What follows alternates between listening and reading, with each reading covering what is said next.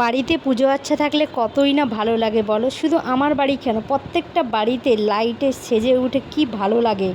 এবছর এই জল প্রদীপগুলো কিনেছিলাম, জল দিয়ে রেখেছি। হোয়াইট কালারের দেখেছিলাম, ব্লু কালারের দেখেছিলাম আর পিঙ্ক কালারের দেখেছিলাম।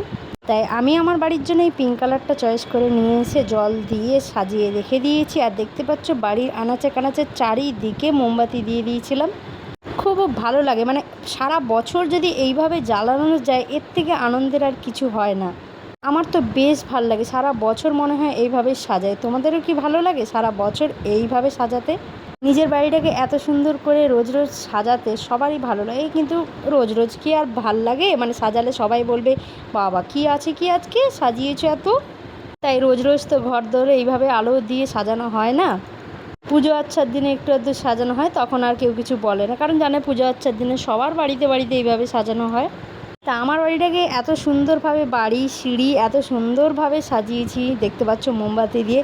তোমাদের কেমন লাগলো এইভাবে সাজানোটা, দেখতে কেমন লাগলো জানিও কিন্তু কমেন্ট করে।